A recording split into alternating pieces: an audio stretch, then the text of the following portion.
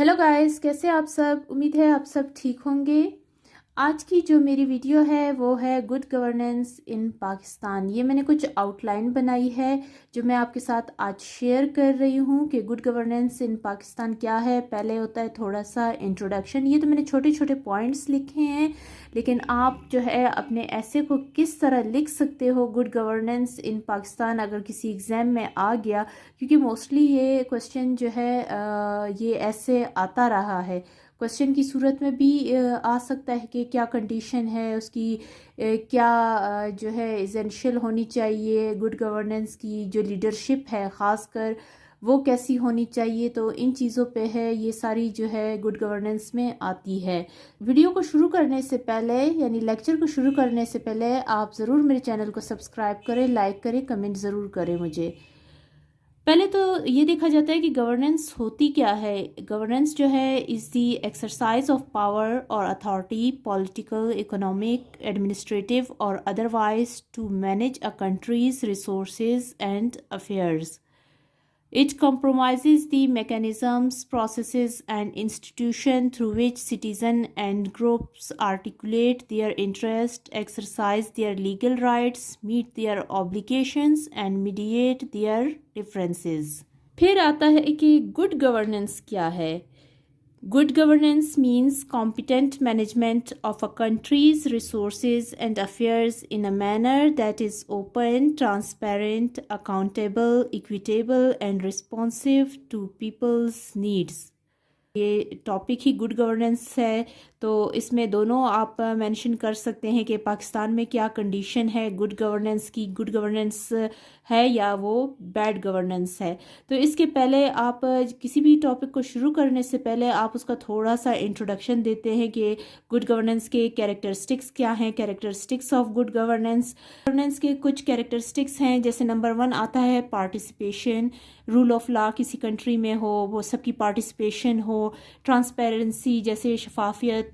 Responsiveness कि क्या response आ रहा है। Consensus orientation, equity, effectiveness and efficiency, accountability, strategic vision क्या है। तो ये सारे आप एक्सप्लेन करेंगे तो आप खुद सोचिए आपका ऐसे काफ़ी बड़ा हो जाएगा।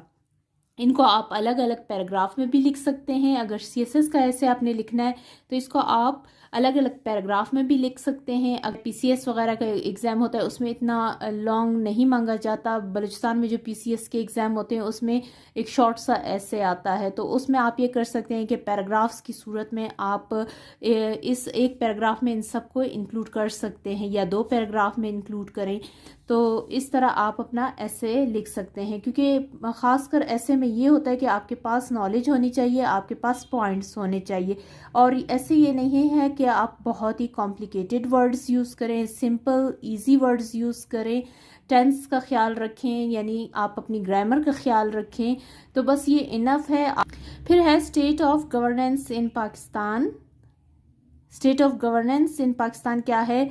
इंस्टीट्यूशनल इम्बैलेंस है, poor relations between centre and federating units है, पॉलिटिकल इंस्टेबिलिटी है, वो तो आजकल आप देख रहे होंगे कि कितनी ज़्यादा है।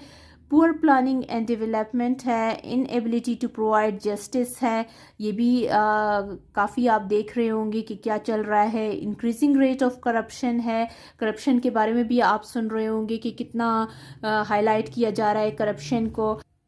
Inefficient economic management, expenditure mismanagement, poverty है आपके पास, अनएम्प्लॉयमेंट है और इलिटरेसी है, lack of control over law and order situation है। तो ये कुछ पॉइंट्स हैं कि state of governance in Pakistan कैसी है। फिर आगे कुछ पॉइंट्स हैं। National sovereignty of Pakistan is being affected, terrorism, stronghold of feudal system, poor state of accountability, sectarian and ethnic conflicts, hoarding of essential food commodities, unfair system of taxation। तो ये सारा आप लिख सकते हैं। नेक्स्ट है policies to be implemented for good governance. अगर आप देखें कि काज है उसका इफ़ेक्ट क्या है। किसी भी ऐसे में आप इस तरह 3 कॉलम बना सकते हैं कि उसके काजेज़ क्या है, उसके इफ़ेक्ट्स क्या है। फिर थर्ड पे आता है कि उसके जो रेमेडियल जो मेजर्स हैं वो क्या है। ऐसे लिखने का तरीका ये होता है कि जब भी कोई प्रॉब्लम्स होती हैं, अगर आप इन्हीं को करेक्ट करेंगे तो क्या होगा, इंस्टीट्यूशनल इम्बैलेंस है तो अगर बैलेंस होगा इंस्टीट्यूशंस में तो हर चीज़ ठीक हो जाएगी। ठीक है, तो इसको करेंगे, पुअर रिलेशंस को इम्प्रूव करेंगे, पॉलिटिकल स्टेबिलिटी लेकर आएंगे। तो ये नेक्स्ट मैं आपको दिखाती हूँ कि कैसे आपने इसको लिखना है। ये है policies to be implemented for good governance. अब हो गया balance between the institutions, good relations between the centre and the federation units, equal distribution of resources, equal justice, reforms in economic policies, extra expenditures should be cut down, accountability from the top, establishment of anti-corruption courts, enact legislation to improve accountability, independent private sector auditors, implementation of core institutional reforms, freedom of media, natural resources exploration, efficient management of natural resources, wastage of water, empowerment of education, empowerment of women, fair system of election, fair system of recruitment, fair system of taxation, control over militancy by dialogue।